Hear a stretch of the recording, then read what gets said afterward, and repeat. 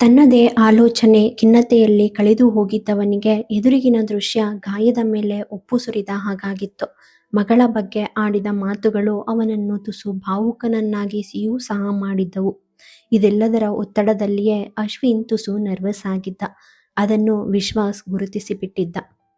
ನಕ್ಕವನು, ನನ್ನ ಮಗಳು ಬಗ್ಗೆ ನಾನು ಮಾತಾಡ್ದಾಗೆಲ್ಲ ಸ್ವಲ್ಪ ನರ್ವಸ್ ಆಗ್ಬಿಡ್ತೀನಿ, ಸಾರಿ ಎಂದವನು ಎದ್ದು ಸುಮಂಗಲರ ಮಡಿಲಲ್ಲಿ ಆಟವಾಡುತ್ತಾ ಕುಳಿತಿದ್ದ ಮಗಳ ಬಳಿಗೆ ಬಂದವನು ಅವಳನ್ನು ಎತ್ತಿಕೊಂಡು ಅಲ್ಲಿಂದ ಹೊರಟು ಹೋದನು.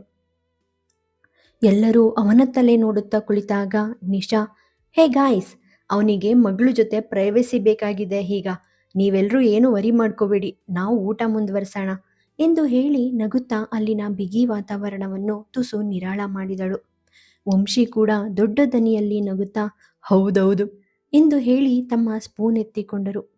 ಆದರೆ ಶೀತಲ್ ಅವನತ್ತಲೂ ನೋಡಲೂ ಇಲ್ಲ, ಜೊತೆಗೆ ಪ್ಲೇಟಲ್ಲಿ ಇದ್ದ ಸ್ಪೂನನ್ನು ಕೆಳಗೆ ಇಡಲೂ ಇಲ್ಲ. ಸುಮ್ಮನೆ ತಲೆಬಾಗಿಸಿ ಕುಳಿತಿದ್ದಳು. ಅವಳನ್ನು ನೋಡಿದ ದೇವಿಶಂಕರ್, ಹೇ ಮಗು, ನೀನ್ಯಾಕೇನನ್ನು ತಿಂತಾ ಇಲ್ಲ, ಊಟ ಮಾಡಮ್ಮ ಪ್ರೀತಿಯಿಂದ ಹೇಳಿದರು. ಶೀತಲ್ ಏನನ್ನೋ ಹೇಳುವ ಮೊದಲೇ ವಿಶ್ವಾಸ್, ವಾಸ್ತವವಾಗಿ ಅವಳು ಎಲ್ಲಿಗೂ ಹೋಗೋದಿಲ್ಲ, ನಾನು ತುಂಬ ಒತ್ತಾಯಿಸಿದ ನಂತರನೇ ಇಲ್ಲಿಗೆ ಬಂದಿದ್ದು, ಅವಳದು ಸ್ವಲ್ಪ ಶೈ ನೇಚರ್ ಎಂದು ಹೇಳಿ ಅವಳನ್ನು ಸಮರ್ಥಿಸಿಕೊಂಡ. ದೇವಿಶಂಕರ್ ಅವನ ಮಾತುಗಳನ್ನು ಕೇಳಿ ಅದ್ಯಾಕ್ ಹಾಗೆ ಎಂದು ನಕ್ಕರು. ಸದ್ಯಕ್ಕೆ ಅಲ್ಲಿ ಇದ್ದ ಎಲ್ಲರಿಗೂ ಈ ಸಂಭಾಷಣೆಯ ಅಗತ್ಯವಿತ್ತು. ಮಧ್ಯದಲ್ಲಿ ಎದ್ದು ಹೋದ ಅಶ್ವಿನ್ ನಡೆ ಎಲ್ಲರಲ್ಲೂ ಒಂದು ರೀತಿಯ ಆತಂಕದ ಜೊತೆಗೆ ಬೇಸರವನ್ನು ತಂದಿತ್ತು. ಆದರೆ ವಿಶ್ವಾಸ್ ಮಾತನಾಡುವ ಮೊದಲೇ ನನಗೆ ಜನರನ್ನ ಭೇಟಿಯಾಗೋದಿಷ್ಟ ಇಲ್ಲ ಎಂದಳು. ಅವಳ ಮಾತು ತುಂಬ ಕಠಿಣವಾಗಿದ್ದವು. ಶೀತಲ್ ಮಾತುಗಳನ್ನು ಕೇಳಿದ ದೇವಿಶಂಕರ್ ತಮ್ಮದೇ ಅನುಭವದಲ್ಲಿ ಬೇರೆಯ ರೀತಿ ಅರ್ಥೈಸಿಕೊಂಡವರು ಮುಗುಳು ನಕ್ಕರು. ಆದರೆ ವಿಶ್ವಾಸ್ಗೆ ಮಾತ್ರ ಶೀತಲಾಳ ಒರಟು ಮಾತುಗಳು ಅಚ್ಚರಿಯನ್ನು ಹುಟ್ಟಿಸಿದ್ದವು. ವಂಶಿ ಚಕ್ರವರ್ತಿ, ಲಾಯರ್ ಸಾಹೇಬ್ರೆ, ನಾವು ನಾಳೆ ಇಲ್ಲಿಂದ ಹೊರಡ್ತಾ ಇದ್ದೀವಿ. ನಾವು ಆನ್ಯಾಳ ಹುಟ್ಟುಹಬ್ಬಕ್ಕೆ ಮಾತ್ರ ಇಲ್ಲಿಗೆ ಬಂದಿದ್ವು. ಬೇರೆಲ್ಲಾದರೂ ನಾವು ಬರಬೇಕಾದ ಸನ್ನಿವೇಶ ಬಂದರೆ ದಯವಿಟ್ಟು ನಮಗೆ ತಿಳಿಸಿ ಎಂದು ಹೇಳಿದರು. ವಿಶ್ವಾಸ್, ಅಶ್ವಿನ್ ಇಲ್ಲೇ ಇರ್ತಾರೆ ಅಲ್ವಾ ಎಂದು ಕೇಳಿದ. ದೇವಿಶಂಕರ್, ಅವನು ಎಲ್ಲಿಗೆ ಹೋಗ್ತಾನೆ, ಅವನೀಗ ಕೇವಲ ತಂದೆ, ಅವನಿಗೂ ಒಬ್ಬ ತಂದೆ ಇದ್ದಾನೆ ಅನ್ನೋದನ್ನೇ ಅವನು ಮರ್ತಿದ್ದಾನೆ ವ್ಯಥೆಯಿಂದ ಹೇಳಿದರು. ಸುಮಂಗಲ, ಮಾವಯ್ಯ, ನಾನು ಅವನ ಜೊತೆ ಮಾತಾಡ್ತೀನಿ ಎಂದರು ಭರವಸೆ ನೀಡುವಂತೆ. ದೇವಿಶಂಕರ್, ನೀನು ಅವನನ್ನು ಅವನ ಪಾಡಿಗೆ ಬಿಟ್ಬಿಡಮ್ಮ, ಅವನಿಗೆ ಹೇಗೆ ತೋಚುತ್ತೆ ಹಾಗೇ ಮಾಡಲಿ. ಹೇಗಿದ್ರೂ ಅವನು ಈಗಾಗಲೇ ನಮ್ಮ ಪೌರೋಹಿತ್ಯದ ಪೀಠನ ದೂರ ಇಟ್ಟಿದ್ದಾನೆ ನೊಂದು ನುಡಿದರು. ವಂಶಿ, ಅಪ್ಪ, ಈಗ ಮಾತೆಲ್ಲ ಯಾಕೆ ತಂದೆಯನ್ನು ಸುಮ್ಮನಾಗಿಸಲು ಹೇಳಿದನು. ದೇವಿಶಂಕರ್, ಏನಾಯ್ತು ಬಿಡು, ಈಗ ಇಲ್ಲಿ ಇರೋರೆಲ್ಲ ನಮ್ಮೋರೆ, ಲಾಯರ್ ಸಾಹೇಬ್ರಿಂದ ಏನನ್ನೂ ಮುಚ್ಚಿಟ್ಟಿಲ್ಲ ಅಲ್ವಾ ಎಂದರು ಬೇಸರಿಸುತ್ತ. ಶೀತಲ್ಗೆ ಅಶ್ವಿನ್ನ ಕುಟುಂಬದ ಬಗ್ಗೆಯಾಗಲಿ ಅಥವಾ ಅವರ ಮಾತುಕತೆಗಳಲ್ಲಾಗಲಿ ಆಸಕ್ತಿ ಇರಲಿಲ್ಲ. ಅವಳಿಗೆ ಆದಷ್ಟು ಬೇಗ ಅಲ್ಲಿಂದ ಹೊರಟು ಹೋದರೆ ಸಾಕು ಎನಿಸಿಬಿಟ್ಟಿತ್ತು. ಅಷ್ಟರಲ್ಲಿ ಸೌರವ್ ತನ್ನ ಕುರ್ಚಿಯಿಂದ ಮೇಲೆದ್ದ. ಅವನ ಹಿಂದೆಯೇ ಆದಿ ಕೂಡ ಎದ್ದು ನಿಂತ. ಅವರನ್ನು ನೋಡಿದ ವಿಶ್ವಾಸ್ ತಾನು ಕೂಡ ಮೇಲೆದ್ದ. ಅವನ ಪಕ್ಕವೇ ಇದ್ದ ಶೀತಲ್ ಕೂಡ ಮೇಲೆದ್ದಳು. ಅವರದೆಲ್ಲ ಊಟ ಮುಗಿದಿತ್ತು. ಆದರೆ ಆದಿ ಒಬ್ಬನನ್ನು ಹೊರತುಪಡಿಸಿ ಮಿಕ್ಕವರೆಲ್ಲ ತಿಂದ ಶಾಸ್ತ್ರ ಮಾಡಿದ್ದರು ಅಷ್ಟೆ. ವಂಶಿ ಮತ್ತು ದೇವಿಶಂಕರ್ ಅವರನ್ನು ಬೀಳ್ಕೊಟ್ಟ ನಂತರ ವಿಶ್ವಾಸ್ ಅಶ್ವಿನ್ನನ್ನು ಹುಡುಕುತ್ತಾ ಹೊರಟನು. ಅವನು ಸ್ವಲ್ಪ ದೂರದಲ್ಲಿ ಆನ್ಯಾಳಿಗೆ ಐಸ್ ಕ್ರೀಮ್ ತಿನ್ನಿಸುವುದರಲ್ಲಿ ನಿರತನಾಗಿದ್ದನು. ಸೌರವ್ ಮತ್ತು ಆದಿ ಕೂಡ ಅವನೊಟ್ಟಿಗೆ ನಿಂತಿದ್ದರು. ವಿಶ್ವಾಸ್ ಅವನ ಕಡೆಗೆ ಹೆಜ್ಜೆ ಹಾಕಿದಾಗ ಶೀತಲ್ ಅವನ ಹಿಂದೆ ಹೋಗದೆ ಅಲ್ಲಿಯೇ ನಿಂತಳು. ಅವಳನ್ನು ನೋಡಿದವನು ಏನಾಯಿತು ಎಂದು ಕೇಳಿದ. ಶೀತಲ್ ಏನೂ ಇಲ್ಲ ಎಂದಳಷ್ಟೆ, ಆದರೆ ಹೆಜ್ಜೆ ಮುಂದೂಡಲಿಲ್ಲ. ವಿಶ್ವಾಸ್, ನಾವು ಹೊರಡ್ತಾ ಇದ್ದೀವಿ, ಹೋಗೋದಕ್ಕೂ ಮೊದಲು ಮಗುನ ಒಂದ್ಸಾರಿ ಮಾತಾಡ್ಸ್ಕೊಂಡು ಹೋಗೋಣ ಎಂದ. ತಲೆ ಆಡಿಸಿದ ಶೀತಲ್ ಅವನೊಟ್ಟಿಗೆ ಹೆಜ್ಜೆ ಹಾಕಿದಳು. ವಿಶ್ವಾಸ್ ಅಶ್ವಿನ್ ಬಳಿಗೆ ಬಂದು ತನ್ನ ಕೈ ಚಾಚಿದನು. ಥ್ಯಾಂಕ್ ಯು, ನಮ್ಮನ್ನ ಇನ್ವೈಟ್ ಮಾಡಿದ್ದಕ್ಕೆ, ಇಲ್ಲಿ ಬಂದಿದ್ದು ತುಂಬ ಖುಷಿಯಾಯಿತು ಎಂದನು. ಅಶ್ವಿನ್ ಕೂಡ ವಿಶ್ವಾಸ್ ಕೈ ಹಿಡಿದು ನೀವು ಬಂದಿದ್ದು ತುಂಬ ಖುಷಿಯಾಯಿತು ಎಂದನು. ಅಪ್ಪಿ ತಪ್ಪಿಯೂ ಶೀತಲ್ ಕಡೆ ನೋಡಲಿಲ್ಲ. ವಿಶ್ವಾಸ್ ಆನ್ಯಾ ಕಡೆಗೆ ಬಾಗಿ ಲಿಟಲ್ ಎಂದವನು ಮತ್ತೆ ತನ್ನ ಕೈಗಳನ್ನು ಹಿಂದಕ್ಕೆ ತೆಗೆದುಕೊಂಡು ಹೋ, ಇದು ಅವಳ ಸೇಫ್ಟಿ ಝೋನ್, ನಾನು ಮರ್ತಿದ್ದೆ ಎಂದು ನಕ್ಕನು. ಅವನ ಮಾತಿಗೆ ನಕ್ಕ ಅಶ್ವಿನ್ ಕಣ್ಣುಗಳು ಹಾಗೆಯೇ ಶೀತಲ್ ಕಡೆಗೆ ಹರಿದಾಗ ಅವಳು ಮಗುವನ್ನೇ ನೋಡುತ್ತಿರುವುದನ್ನು ಗಮನಿಸಿದನು. ವಿಶ್ವಾಸ್ ತನ್ನ ಮಾತನ್ನು ಮುಂದುವರಿಸಿದನು. ನಾನು ಹೋಗೋಕ್ಕೂ ಮೊದಲು ನಿನಗೆ ಅಳೋ ಬರೋ ಹಾಗೆ ಮಾಡೋದಿಲ್ಲ. ಬಾಯ್, ನಾನು ಹೊರಡ್ತಾ ಇದ್ದೀನಿ ಎಂದವನು ಶೀತಲ್ ಜೊತೆ ಅಲ್ಲಿಂದ ಹೊರಡಲು ಮುಂದಾದನು. ಇಲ್ಲಿಯವರೆಗೆ ಶೀತಲಾಳನ್ನು ಸರಿಯಾಗಿ ನೋಡದ ಅಶ್ವಿನ್ ಅವಳು ಹೋಗುವುದನ್ನೇ ನೋಡುತ್ತಾ ನಿಂತನು.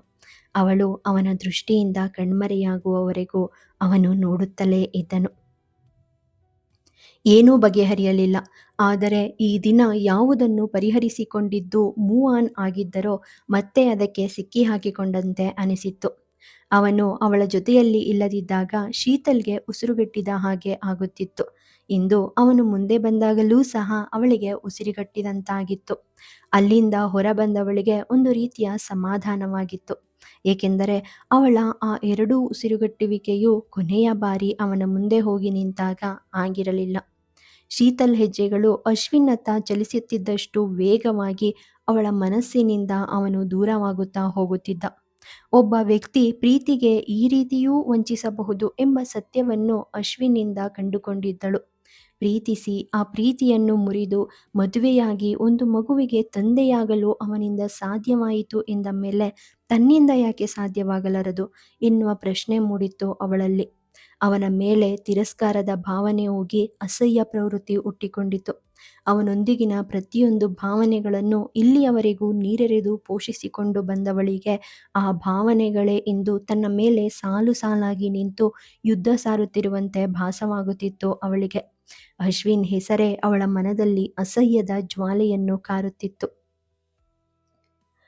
ಕಾರನ್ನು ಡ್ರೈವ್ ಮಾಡುತ್ತಾ ವಿಶ್ವಾಸ್ ಎಲ್ಲೋ ಕಳೆದು ಹೋದಂತೆ ಕುಳಿತಿದ್ದ ಅವಳತ್ತ ನೋಡಿ, ಈಗ ಎಲ್ಲಿಗೆ ಹೋಗೋಣ ಎಂದನು. ಶೀತಲ್, ಮನೆ ಎಂದಳು. ವಿಶ್ವಾಸ್ ತುಸು ಅಸಮಾಧಾನದಿಂದ, ಕಳೆದ 2 ಗಂಟೆಗಳಿಂದ ಬರೀ ಮನೆ ಮನೆ ಅಂತಾನೆ ಜಪ ಮಾಡ್ತಾ ಇದೆಯಾ? ಊಟಕ್ಕೆ ಕುಳಿತಾಗ್ಲೂ ಸಹ ಏನನ್ನು ತಿನ್ನಲಿಲ್ಲ ನೀನು, ಏನಾಗಿದೆ ನಿನಗೆ ಎಂದು ಕೇಳಿದ. ಶೀತಲ್, ನನಗೆ ಮೂಡಿಲ್ಲ ಎಂದಳು. ವಿಶ್ವಾಸ್, ಓಕೆ, ನೀನು ಒಂದು ವಿಷಯ ಗೊತ್ತಾ, ಅಶ್ವಿನ್ ನಿಮ್ಮೂರಿನವರೇ.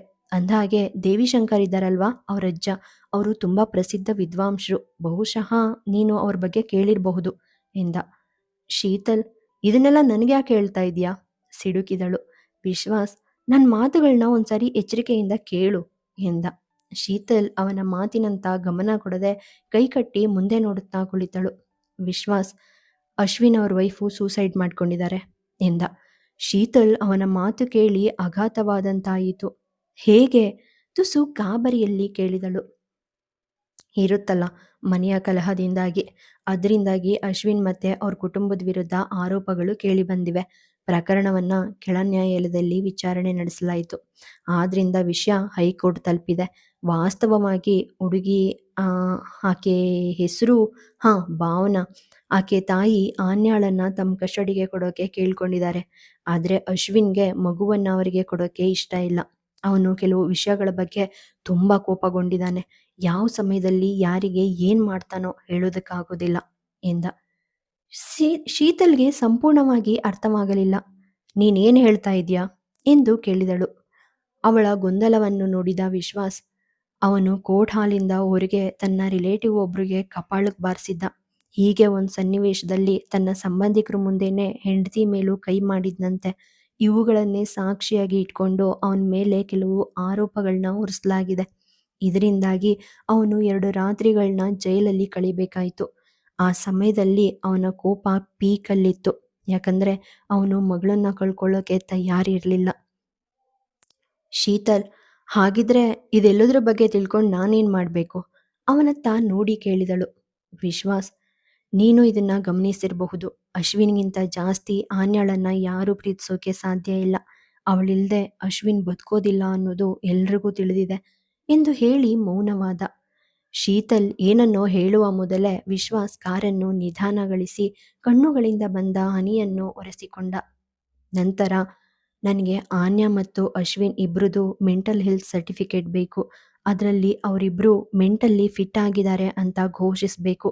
ನನಗೊತ್ತು ಆನ್ಯಾಗೆ ಯಾವುದೇ ಸಮಸ್ಯೆ ಇಲ್ಲ, ಆದರೆ ಅಶ್ವಿನ್ಗೆ ಎಂದವನು ಮುಂದೆ ಹೇಳಲಾಗದೆ ಮಾತನ್ನು ನಿಲ್ಲಿಸಿದ. ಶೀತಲ್, ನಾನು ಚೈಲ್ಡ್ ಕೌನ್ಸಿಲರ್ ಅಷ್ಟೇ ಎಂದಳು ಮನದಲ್ಲಿ ಮೂಡುತ್ತಿದ್ದ ಭಾವನೆಗಳನ್ನು ಮರೆಮಾಚುತ್ತಾ. ವಿಶ್ವಾಸ್: ಹೌದು, ಆದ್ರೆ ನೀನು ಇದಕ್ಕೆ ಒಪ್ಪುವಂತ ಒಬ್ಬ ಕೌನ್ಸಿಲರ್ನ ಬಗ್ಗೆ ತಿಳ್ಕೊಳ್ಬೇಕು ಎಂದನು. ಶೀತಲ್ ಹುಬ್ಬುಗಳನ್ನು ಸಂಕುಚಿಸಿ, ಆದ್ರೆ ನ್ಯಾಯಕ್ ವಿರುದ್ಧವಾದ ಇಂಥ ಕೆಲಸಗಳನ್ನ ನೀವು ಮಾಡೋದಿಲ್ಲ ಅಲ್ವಾ ಎಂದಳು. ವಿಶ್ವಾಸ್: ಹೌದು, ನಾನ್ ಮಾಡೋದಿಲ್ಲ.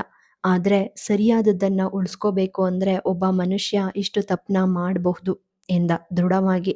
ಶೀತಲ್ ಉತ್ತರಿಸಲಿಲ್ಲ. ಅಷ್ಟರಲ್ಲಿ ಕಾರು ಅವಳ ಮನೆಯ ಮುಂದೆ ನಿಂತಿತ್ತು. ವಿಶ್ವಾಸ್: ನಾನು ಅವ್ರನ್ನ ನಿಮ್ಮ ಕ್ಲಿನಿಕ್ಗೆ ಕಳಿಸ್ತೀನಿ.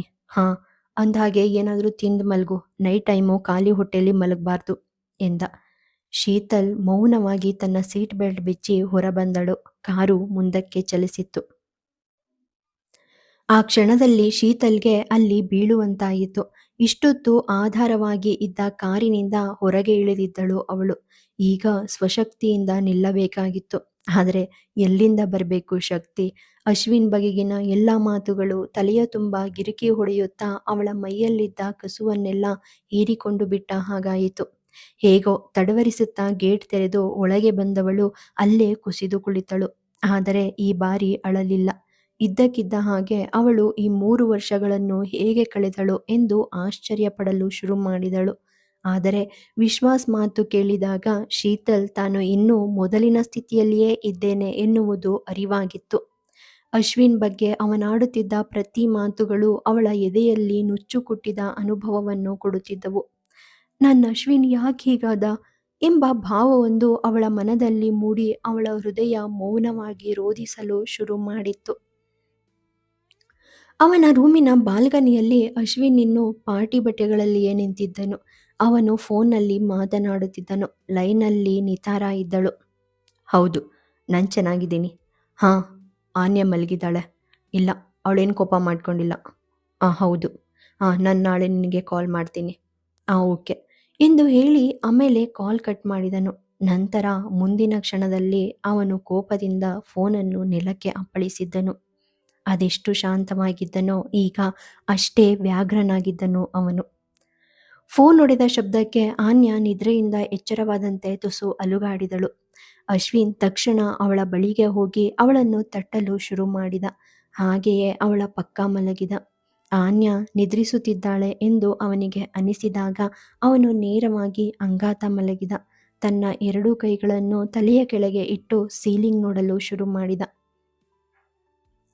ನಾನು ನಿನ್ನ ಹತ್ರ ಯಾವ ಭಾವನೆ ಹೊಂದಿದ್ದೀನೋ ಅದನ್ನ ಬೇರೆ ಯಾರ ಜೊತೆನೂ ಹೊಂದೋಕೆ ಸಾಧ್ಯ ಇಲ್ಲ. ಅಶ್ವಿನ್: ಏನು ಹೇಳ್ತಾ ಇದೀಯಾ? ಶೀತಲ್: ಹಾಗಾದ್ರೆ ತಿಳ್ಕೊ. ಅಶ್ವಿನ್: ನಾನು ಅರ್ಥ ಮಾಡ್ಕೊಳ್ಳೋಕೆ ಬಯಸೋದಿಲ್ಲ, ಆದರೆ ನಾನು ಒಂದು ಮಾತು ಹೇಳ್ತೀನಿ. ಶೀತಲ್: ಏನು? Ashwin: love you. ಹಾಗೆ ಹೇಳಿ ಕಣ್ಣು ಮುಚ್ಚುತ್ತಿದ್ದಂತೆ ಇಷ್ಟೊತ್ತು ಕಣ್ಣಿನಲ್ಲಿ ಸಾಂದ್ರಗೊಂಡಿದ್ದ ನೀರುಗಳು ಕಣ್ಣಿನ ಅಂಚಿನಿಂದ ಸುರಿದು ದಿಂಬನ್ನು ತೋಯಿಸಿದ್ದವು.